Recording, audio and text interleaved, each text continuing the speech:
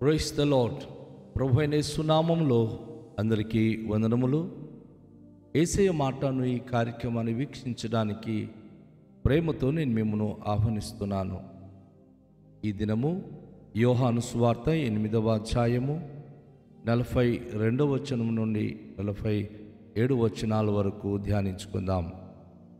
యేసు వారితో ఇట్లా నేను, దేవుడు మీ తండ్రి అయిన యెడల మీరు నన్ను ప్రేమింతురు. నేను దేవుని యొద్ద నుండి బయలుదేరి వచ్చి ఉన్నాను. నా అంతటా నేనే వచ్చి ఉండలేదు, ఆయన నన్ను పంపెను. మీరేలా నా మాటలు గ్రహింపకున్నారు? మీరు నా బోధ విననేరకుండుట వలన గదా. మీరు మీ తండ్రి అగు అపవాది సంబంధులు, మీ తండ్రి దురాశను నెరవేర్చగోరుచున్నారు. ఆది నుండి వాడు నరహంతకుడై ఉండి సత్యమందు నిలిచినవారు కాడు. వాని యందు సత్యమే లేదు. వాడు అబద్ధమాడినప్పుడు తన స్వభావమును అనుసరించియే మాట్లాడును. వాడు అబద్ధికుడును అబద్ధమునకు జనకుడనై ఉన్నాడు. నేను సత్యమునే చెప్పుచున్నాను గనుక మీరు నన్ను నమ్మరు. నా యందు పాపమున్నదని మీలో ఎవడు స్థాపించును? నేను సత్యము చెప్పుచున్న ఎడల మీరెందుకు నన్ను నమ్మరు? దేవుని సంబంధి అయిన వాడు దేవుని మాటలు పలుకును వినును. మీరు దేవుని సంబంధులు కారు గనుకనే మీరు వినరని చెప్పెను. ప్రియ దేవునికి బిడలారా, అతి శ్రేష్టమైన విషయాన్ని, మన అందరి జీవితానికి ఎంతో ముడిపడి ఉన్నటువంటి విషయాన్ని యేసు ప్రభువారు ఈరోజు ప్రస్తావిస్తూ ఉన్నారు. ఈ వచన భాగంలో మనము గమనించాల్సింది ఏమిటంటే, ప్రభు యేసుక్రీస్తు వారు మీ తండ్రి అయినటువంటి మీ దేవుడు గనుక మీ తండ్రి అయిన యెడల మీరు నన్ను ప్రేమిస్తారు. నేను దేవుని యొద్ద నుండి బయలుదేరి వచ్చి ఉన్నానని, నా అంతటా నేను వచ్చి ఉండలేదని, ఆయన పంపినని మీరు నమ్ముతారు. కానీ ఇక్కడ ఏమవుతుందంటే, వీరు యేసు ప్రభువును తృణీకరిస్తున్నారు. మేము దాసులము కాము అంటారు. మాకు అబ్రహమే మా తండ్రి అని చెప్పి యేసు ప్రభుతో వాదించారు. అయితే యేసు ప్రభు వారు సూటిగా ఈ వచన భాగంలో ఆయన తెలియచేస్తూ ఉన్నాడు. ఒకవేళ మీరు అబ్రహాముకి గనుక బిడ్డలైతే, అబ్రహాము విశ్వాసులకు తండ్రి అన్న బిరుదు ఉంది. మరి అబ్రహాము దేవుని మాటలు నమ్మాడు. ఆయన దేవునికి విధేయుడై ఉన్నాడు. కానీ మీరు నా మాట గ్రహింపకున్నారు. మీరు నా బోధ విననేరకున్నట్లుగా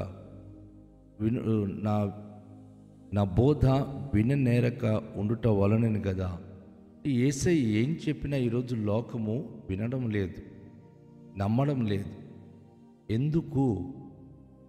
ఈ ప్రశ్నకు ఈ వచన భాగంలో యేసయ్య అద్భుతమైన సమాధానం ఇస్తూ ఉన్నాడు.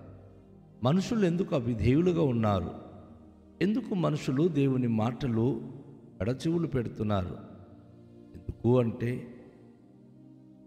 ఒకటి, మనకు కన్నవారు తల్లిదండ్రులు ఉన్నారు. అలాగే ఇంకా 2 తండ్రులు ఉన్నారు. ఒకడు అపవాది అయిన వాడు, అంటే అబద్ధాలు నేర్పిస్తాడు, మోసం చేయమంటాడు, దగా నేర్పిస్తాడు, హత్య చేయిస్తాడు, రకరకాల పాపిష్టి క్రియలు వాడు చేయిస్తాడు. వాడొక తండ్రి. సత్యవంతుడైన దేవుడు ఒక తండ్రి. ఆ తండ్రియే మనను పుట్టించాడు, తన అరచేతులతో మనలను నిర్మించాడు. అయితే మనుషులు సత్యవంతుడైన మన సత్యస్వరూపైన తండ్రి అయిన దేవుని మాటలకు అసలు వినక, తన మాటలకు చెవిని పెట్టక విచ్చలవిడి జీవితానికి అలవాటు పడిపోయి అబద్ధాలు, మోసాలు, అనేకమైనటువంటి తప్పుడు పనులు చేస్తూ వారి స్వభావమును బట్టి వారు అనేక విధాలుగా జీవిస్తున్నారు. వాస్తవానికి ఒక మనిషి దేవుడు నిర్మించినప్పుడు ఎంతో మంచిగా యథార్థవంతుడిగా పుడుతున్నాడే కానీ పెరుగుతున్న కొలది పరిస్థితుల ప్రభావం బట్టి, మనుషుల యొక్క నేర్పిని బట్టి తను భయంకరమైన వ్యక్తిగా మారిపోతున్నాడు.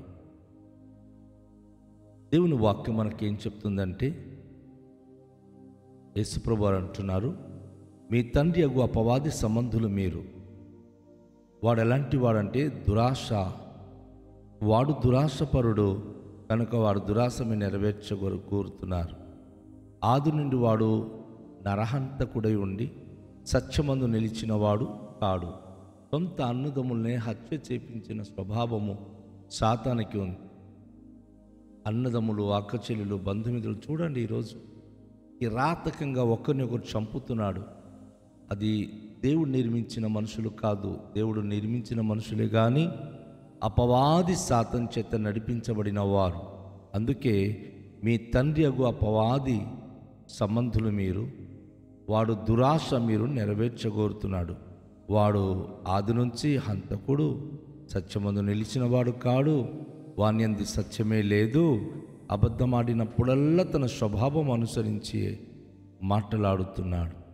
వాడు అబద్ధికుడును అబద్ధమునకు జనకుడునై ఉన్నాడు అని చెప్పి యేసు ప్రభువారు స్పష్టంగా తెలియచేస్తూ ఉన్నాడు.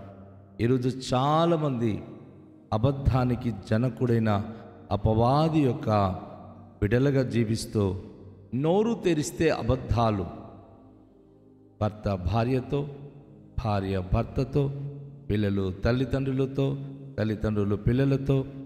దైవ స్వభావము కలిగిన కుటుంబంలో అందరూ సత్యమే మాట్లాడతారు.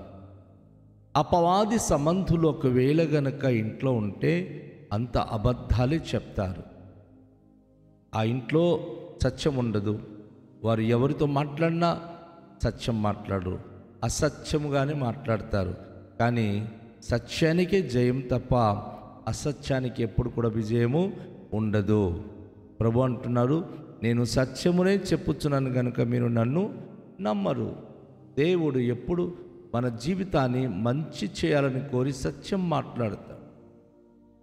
దురాశ నుంచి మనను విడిపిస్తూ మనకొక మంచి వ్యక్తులుగా, సత్య సంబంధులుగా, సత్యమునకు స్తంభముగా మనం ఉండాలని దేవుడు కోరుతున్నాడు. అందుకే ఆయన సత్యమే మనతో నేర్పిస్తున్నాడు. సత్యమునే మనకు ఆయన ప్రకటిస్తున్నాడు. సత్యములు నడిపించడానికి ఆయన ఇష్టపడుతున్నాడు. కానీ మనుషులు అసత్యాన్ని కోరుకొని అసత్యమైన జీవితము జీవిస్తున్నారు, పాపంలో జీవిస్తున్నారు, అబద్ధాలు జీవిస్తున్నారు. అయితే ప్రభు ఎంత ధైర్యంగా యేసయ్య అంటున్నాడు, ఈరోజు నిజంగా చాలామంది యేసును వెంబడిస్తున్న ప్రజలు, వారు సత్యాన్ని వెంబడిస్తున్నారు, సత్య సంబంధులుగా జీవిస్తున్నారు. యేసయ్య ఎంత ధైర్యంగా ఈ మాట అడుగుతున్నారు చూడండి. నా యందు పాపం ఉన్నదని మీలో ఎవడు స్థాపించును? నేను సత్యము చెప్పుచున్న ఎడల మీరెందుకు నన్ను నమ్మరు? ఇంత ధైర్యంగా ప్రపంచంలో ఎవరైనా చెప్పగలరా? నాలో పాపం ఉన్నదని ఎవరైనా మీరు నిరూపించగలరా, స్థాపించగలరా? గమనించండి, ఎవ్వరు కూడా యేసయ్య దగ్గర తనకు అసత్యమని చెప్పడానికి లేరు. యేసు ప్రభువారిని తీర్పు తీర్చిన హేరోదు రాజు కానీ, చక్రవర్తి అయిన పిలాతు కానీ, ఈయన యందు ఏ పాపం మాకు కనబడలేదని తీర్పు తీర్చారు. అవును, నిర్దోషి, ఆయన నీతివంతుడు, ఏ పాపము లేనివాడు. కానీ ఆయన మాట ఎవరు నమ్మరే. ఈరోజు ఆయన మాటకు అందరూ కూడా దూరంగా వెళ్ళిపోతున్నారు. యేసయ్య మాట వినుట ద్వారా నమ్మిక కలుగును, కానీ యేసయ్య మాట వినడానికి ముందుకు ప్రజలు మొగ్గు చూపించట్లేదు. అసత్యంలోనే ఉండి అసత్యమైన కార్యకలాపాలు చేసి అబద్ధాలు మాట్లాడుతూ జీవించాలని ఆశపడుతున్నారు. కానీ అది తప్పు. దేవుని వాక్యం మనకు అది ఖండిస్తుంది. అది అసత్యమని తెలియచేస్తుంది. ప్రభువైన యేసు అంటారు, దేవుని సంబంధి అయిన వాడు దేవుని మాటలు వినును. మీరు దేవుని సంబంధులు కారు గనుకనే మీరు వినరని వారితో చెప్పెను. ప్రపంచంలో ఉన్న మానవ జాతిలో 2 భాగముగా యేసుప్రభువు వారు తెలియచేస్తున్నాడు. దేవుని మాటలు వినే వారందరూ దేవుని సంబంధులుగా ఉంటున్నారు. వారు ప్రేమ, ఐక్యత, సమాధానం కలిగి సమకూరుస్తున్నారు. దేవుని సంబంధులు కాని వారు వివాదాస్పదమైన వ్యాఖ్యలు చేస్తారు, వివాదకరమైన జీవితాలు జీవిస్తూ ఉంటారు. ఎక్కడ వారు సమాధాన స్థితి కలిగి ఉండరు. ఈ 2 రకాల మనుషులు ప్రపంచంలో మనము అత్యధికంగా చూస్తున్నాం. దేవుని నమ్మిన వారు మౌనంగా సమస్తము భరించి సహించి వారు జీవిస్తున్నారు. దేవుని నమ్మని వారు ఎప్పుడు చూస్తే ఎక్కడ ఏదో రాష్ట్రంలో ఏదో ప్రాంతంలో వివాదములు సృష్టించి గొడవలు పుట్టించి వారు ఎప్పటికీ నెమ్మదికరమైన జీవితము లేకుండా బ్రతుకుతున్నారు. కనుక ప్రభు తన వాక్యం ద్వారా మనకు తెలియజేస్తున్న విషయాన్ని బట్టి మనం గమనించినప్పుడు దేవుని సంబంధులైనప్పుడు దేవుని మాటలు వింటారు, సత్యమైన జీవితము జీవిస్తారు. అసత్యములో వారు పడరు. వారు ఎప్పటికీ దేవుని సంబంధులుగా దేవుని వాక్య క్రమంలో తమ జీవితాన్ని నడిపించుకుంటారు. ఎవరైతే దేవుని యొక్క వాక్యానికి విరుద్ధంగా జీవిస్తున్నారో, దేవుని సంబంధులు కాకుండా అపవాది సంబంధులుగా ఉన్నారో, అపవాది దురాశన వేర్చగూర్చున్నారో, వారు అబద్ధాలు చెప్తారు, తోటివారికి హత్య చేస్తారు. ఎంత నోటికి మాట వస్తే అంత మాట వారు అనేస్తారు. దాని ద్వారా అవతల వ్యక్తి ఎంత గాయపడుతున్నది వారికి అనవసరం. కానీ వారు ఏం పలికామో అదే నిజం అనుకుంటున్నారు. కానీ ప్రభుకు అది ఇష్టము లేదు. దేవుడు అది అట్టి వారిని కోరుకోడు.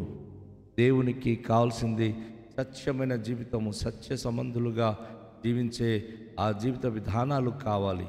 నా ప్రియ సోదరి, నా ప్రియ సహోదరుడా, యేసయ్య మాట వింటున్న నీవు నీ జీవితం మార్చుకోగలవా?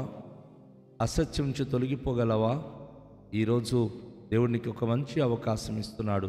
నువ్వు ఎవరి సంబంధిగా ఉన్నావు? దురాత్మలు, దురాశ నెరవేర్చే అపవాది సాతానికి సంబంధిగా ఉన్నావా? సత్య సంబంధిగా దేవుడు ఏం చెప్తున్నాడు అది వింటూ నువ్వు సత్య సంబంధిగా దేవుని బిడగా దేవుని మాట వింటూ జీవించడానికి ఇష్టపడుతున్నావా? అలా అయితే రండి, ఈ సమయంలో మనం తలలుంచుకొని దేవునికి మనము ప్రార్థన చేద్దాం. దేవునికి మనం అడుగుదాం. దేవునికి కృపలు మనం జీవించడానికి సిద్ధపడదాం. తండ్రి, మీకు స్తోత్రాలు. సత్య సంబంధులైనటువంటి బిడలు సత్యమును వింటారు, మీ వాక్యాన్ని బట్టి జీవిస్తారని. అవును ప్రభువా, మీ మాటలు వింటున్నాం మేము. ప్రభువా, మీ మాట చొప్పున జీవించే భాగ్యము దయచేయండి. వాక్యానికి అనుకూలంగా జీవించే కృపనివ్వండి. ప్రతి విషయంలో మీ సహాయాన్ని అందించండి.